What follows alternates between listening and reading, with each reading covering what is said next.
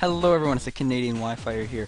Now I had a live narration with Done Deal for today, but unfortunately the file got corrupt and I have no audio for it. And basically the worst thing you could possibly have in a Pokemon community is a live narration with no audio. It is completely useless. So hopefully this will make up for it. This is one of the greatest battles I'm going to have for a while. I wish I live recorded it, because if I did, it would honestly be one of the greatest battles I've uploaded to my channel. But hopefully post-narration does it some kind of justice. The 72-turn RU battle. Also, if I did this as a live, it would probably be about 45-50 minutes. It was absolutely ridiculous, the amount of prediction going on. Sniper Aim is a voice in the RU room, or in the UU room, I know at least. I'm a voice in the UU room. We're both pretty proficient battlers, I would say, and we hit up on the RU ladder. We met each other. Now, I have a team that I've been kind of working with. It has Sub-Roost, Dual Stab, Moltres, obviously Pressure Stall, Max HP, Max Special Defense-ish, enough to hurt Kyurem, basically. It's my switching for Kyurem, that's all you need to know. I have Sub-SD, voice cracks already, I'm so sorry. I have Sub-SD Cobalion with a Rost Berry, because I really hate Burns. I don't care about any other status, but Burns, you get that shit out of here. It's a Rost Berry Cobalion. I have the Gligar set that I used to run last gen with quite a considerable amount of attack. It has Earthquake, U-Turn, Defog, and Roost. No Stealth Rock because I got my Stealth Rock on a Druddigon. That Druddigon is just standard Smogon Helmet Druddigon from last gen, which is Glare, Stealth Rock, Dragon Claw, Roar. You have Gastrodon, which is just the Gastrodon set I always run. 200 defense, 270 special defense, Ice Beam, Earth Power, Toxic, and Recover. And then you have the star of the motherfucking show, guys. This is the set that I've been meaning to do a set showcase video about. This is the set that's kind of been the reason I've been enjoying RU. It's kind of the reason I've been enjoying UU. It is Sub Encore Chatot, which has to be one of the most cool sets I think I've come up with in a while. Me personally deriving it. Obviously, I'm not claiming ownership, but that is actually another video for another time. I really want to make a video about what the word creation means in this freaking community, because it is so stupid. Anyway, that's way enough tangents on that. You've seen my team, you now know my team. Looking at his team, it just straight up looks like a standard RU team. You guys like Slowking, AV, Scavalier is very threatening. He has a Gligar as well. He's got a Raikou. Raikou's a very powerful Pokemon right now. So is what's that thing called? Toxicroak. It's a very powerful Pokemon. Now, I had this battle in a Skype call, and it was with all the guys. And on top of that, not only were they constantly joining and leaving with different ults, but they also linked it in the lobby. Oh, look at Shofu versus Blame Truth. They also linked it in like the UU room, the OU room, the Trade Forum room. There were like 50, 60 people in this battle, so if there wasn't already enough pressure on the fact that I met up with a really high-level player on the ladder, there was also the pressure of like 50,000 people watching this battle and all commenting. I actually had to click ignore spectators for the first time in my life because it was just too much. Anyway, getting into this battle, I'm going to lead Gastrodon, predicting him to lead Raikou, thinking he might just Volt Switch out first turn. I want to gain that momentum by leading off with something that can easily come in on that. So I'm going to lead Gastro as he actually leads Gligar. I'm going to go for Ice Beam, predicting him to just go for his rocks, thinking it's a really obvious play. First turn, you don't really want to over-predict. I just go for Ice Beam. And then on the second turn, I'm going to double out into my Chatot, predicting him to go for rocks so that I could sub encore him into that. I'm going to go for sub on the Slowking as he actually went out to that, and now I can just easily encore him into that T-Wave. And now Chatot, ladies and gentlemen, very inside, very early in the battle, this Pokemon.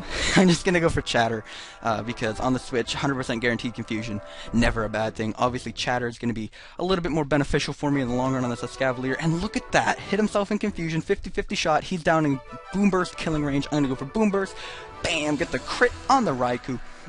Already down to 3%, looking very good. I wanted to sub predicting the Volt Switch, but I did not want to sub on a T-Bolt, so I'm just going to go for the Boom Burst. Does a very respectable amount to a specially defensive Slowking. And now I'm going to switch out into Gastro because there's no way he's going to go for the T-Wave, because last time that did not work out well for him. So I go into Gastro, get the SpAtk boost. Going to go for the Earth Power. I even get the Spadoof drop, so I am hacking the living shit out of this man right now. And it kind of is like bad, but if you take a look at some of the hacks that's happening, like special defense drops just force you to switch out, which he switches out into a good check, the Gligar, knowing that I'm going to go for another one. So all is well and fair as he's just going to roost up, and hacks hasn't come into play too much, and it won't for the rest of the battle. So that I got a little bit lucky early on, but past that, it evens out, as you could say. I'm gonna sub up because sub roost pressure stalling Moltres is just so freaking good. Last gen Moltres was one of the biggest threats in RU, and if you didn't bring a lantern, SpAtk Moltres was going to walk all over you. And this gen, it really hasn't changed. SpAtk Moltres still walks all over people. But I personally love sub roost and just defensive teams in general. So anyway, basically he was walling me with Slowking there, so I switch out into Gastrodon once he breaks my sub with Scald. Okay, get this SpAtk boost. I'm going to go for Toxic, and you are going to see this a lot in this battle, the Gastrodon versus Slowking War. I'm going to Ice Beam on as Escavalier as he switches it in. I was predicting Gligar. Now I'm going to go for the Earth Power, predicting nothing, just trying to kill it off because I'm faster than him and I would be able to kill it off with that. Get another SpAtk drop. I'm going to recover, even though Toxic damage is whacking up quite a lot. But I do want to keep this at a good amount of HP for the Raikou. And for this Slowking, because it really does take it on 1v1. I'm going to switch out the Gligar, predicting either a T-Wave, basically predicting anything but Scald, as he goes out into Hitmonchan. I'm going to Earthquake, predicting nothing, just knowing that I could live a hit and get off a nice amount of damage, because its defenses are low, as he's going to Toxic me. As I U-turn out, Druddigon is in. It is customary to exchange rocks. Even though it's turn 24, it's still customary. I'm going to go for a Roar, trying to get that Raikou in and kill it, but it doesn't kill. Now here, I really wanted to switch out and fodder Gastrodon so that Druddigon could stay at a good amount of health, but I'm very glad I didn't. I just ended up killing it off. As he brings in Hitmonchan, goes for his Rapid Spin. I got the Smogon helmet. What do you think you're doing? Took a crap ton of damage. Gonna go for a Dragon Claw, wear him down even more. I live at 1, and he's gonna die to Smogon helmet damage. So, unfortunately, Hitmonchan did its job. I don't have Rocks up. He does have Rocks up. Gotta go to Gligar to go for the Defog. I want to keep Gligar. I'm predicting him to have HP Ice, not HP Grass, because you're an RU. In UU, you carry HP Grass for Swampert. But in this tier, I'm predicting maybe he still has HP Ice, so I'm going to switch right into Gastrodon. Luckily, he doesn't go for the second one. He crit me on the first one. And I think it put me within killing range of a second one, but luckily he switches out scared of it. He's going to reveal Fire Blast here, predicting Cobalion, which I actually was really close to switching into. As I'm just going to go for an Earth Power, continue to whittle it down. I'm predicting Gligar to come in here, possibly, and that's why I go for an Ice Beam, as he predicts me to switch out as well, and goes for a T-Bolt. And now we're both toxic, we're both kind of wearing each other down. The thing about these Slowking and Gastrodon Stall Wars is they could literally go on forever, except we both have Toxic. So we're both trying to predict each other and stay in with that one extra turn. And he does it very nicely here, as he's going to predict my Gligar coming in, thinking he would switch out or T-Wave. And he's going to get the Scald Burn, which basically forces me to go for the Defog. I was very close to going for U-turn and trying to save this thing for Death Fodder later and keep momentum up. And that would have killed off Raikou, which would have been very helpful. But I want Stealth Rock out of there. I still have Moltres, I still have Chatot. Gonna go into Gastro, predicting him to go right out into Gligar to set the Stealth Rock back up. I'm gonna go for the Ice Beam. I'm gonna recover back up, get back up to a nice amount of HP as he goes for Fire Blast, predicting Cobalion. Once again, not quite sure why, because to be honest, I have no reason to switch that thing in. I mean, I am Rostberry, so I mean, he couldn't burn me with Scald for one turn, but even after an SD, I'm not gonna be able to take out this Slowking. And even if I do, he still has a Gligar. So, a little bit of stuff happens there, quite honestly, it does not matter. I'm gonna go with the Talonflame as he goes up to Gligar. Now this is a very, very fortunate switch for me. See how it's turn 40? The Pokemon in on my side of the field does not really change till the end of the battle. I'm just going to give you fair warning now. I'm going to go for Air Slash, trying to get some flinches. The thing about this Air Slash, it never misses for the rest of the battle, but it never actually flinches once, which is just mind-boggling. Like, the fact that A, I don't get a 30% roll on the flinch, and B, I don't get a single miss. It's just, what? Is this really Air Slash? Is this the move that everyone hates? Like, normally when Air Slash happens, both people on both sides of the field hate it. The person who's taking the Air Slash hates it, and the person who's using it hates it, both because of those numbers, 30% flinch and 5% miss. But no, in this battle, it stays very true. It's very cool to see that actually not being hacksy, I guess. Basically, there's not really much to narrate here. I mean, there are predictions going on, but not entirely. I'm just clicking Air Slash because it's neutral on the rest of his team, and he's trying to regenerate stall with the Slowking, get himself back up to a good amount of HP. And that's really all that's going to happen here. I'm just going to continue Air Slashing, hope for a flinch. Nope, there's a slack off. He is running out of moves, though, because I have pressure. He's gone for quite a few Skulls. I'm going to go for a Flamethrower here, either predicting Toxicroak or Gligar, but it's not going to happen. As he's still in here, I'm going to go for a Air Slash here. Or, sorry, I'm going to go for a sub, which I didn't notice I didn't have a sub up. I kind of wanted to go for that turn in particular there. I kind of wanted to go for an attacking move because I knew that now that he finally broke my sub with a Scald, he might want to switch out into something to threaten me, predicting just another sub, and I could go for an attacking move and kill off one of his remaining Pokemon, which would make things very easy for me. But if I kill off, say, the Toxicroak, then he can bring in Raikou and I'm forced to switch, and I didn't want that. I figured sub is the safest play. I have it for a reason here, and here is where mind games come into play. He's toxic, which means my best play is to keep subbing. He's obviously waiting to the point where I have to roost to T-Wave me. He's going to nail me with a T-Wave. That's his plan. Unfortunately for him, he's getting worn down by Toxic way too quickly. And he's forced to switch out before he can force me to that point where he's going to nail me with a T-Wave. Because on this turn I can just kill off the Gligar. And he's forced out to Raikou. Here, I basically had no choice. Obviously, I have to go for Roost. If he went for T-Bolt on that turn, it would have forced me out as well, but he wanted to go right back out on the Slowking. At this point, I'm pretty sure the Raikou is choiced. He might be Assault Vest, he might be bluffing, but I'm not entirely sure. I'm going to set up a sub like I always have when I don't have a sub up. Now he's going to bait the Flamethrower, he's going to bait the Flamethrower. I'm going to go for Roost, predicting an SD or a Sucker Punch, and now I'm just going to go back to Air Slashing forever on the Slowking, as I believe now is another time where I'm just stalling out Scald PP. He was very low at this point. I know by the time this whole shenanigans ended, I think he had 1 Scald left, either 1 or 3, because he went for it a few times on the Gastrodon, which doesn't have pressure. Excuse me.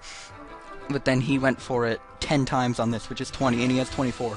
So we either had 1 or 3 left at the end of this battle, I'm not quite sure. I go for the sub here, and here I predict the T-Bolt. I predict this very correctly, because I go for the Flamethrower to kill him off, knowing that whatever comes in can't really threaten me that well.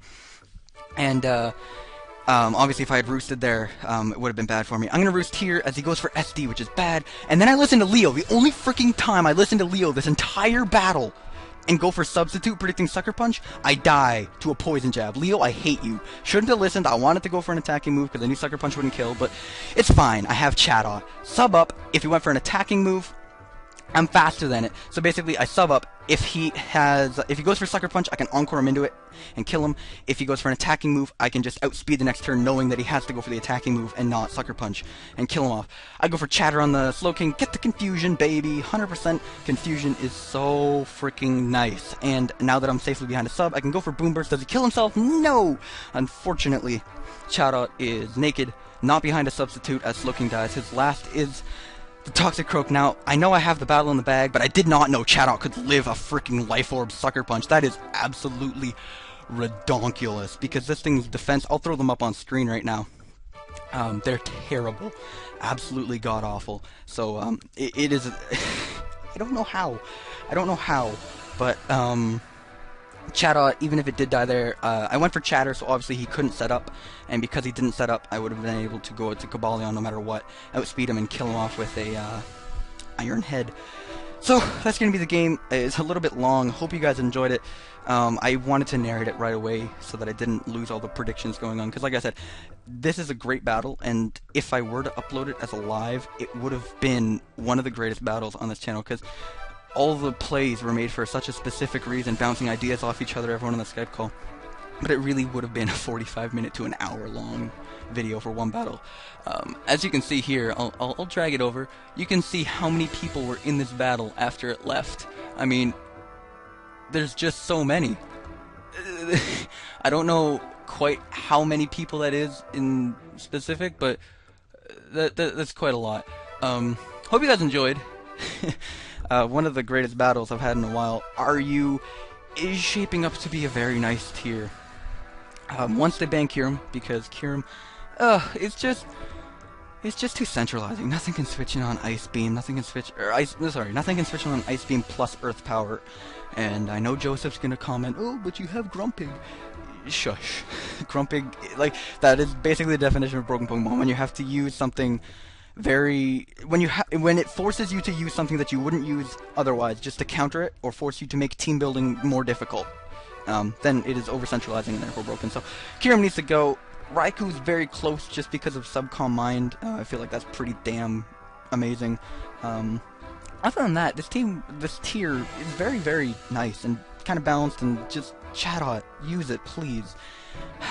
You'll see a video specifically for Chatot coming up shortly, because it's too good. It's really too good. Seriously, try this set. And I don't even need to make a team building or team thingy video for it, because it's just max speed, max special attack, dual stab, and sub encore. It's very, very standard. It's just in a nice speed tier, especially for RU. It works very nicely. Anyway, ramble over. Thank you all for watching. Thank you all for listening. If you enjoyed, a rating would be much appreciated.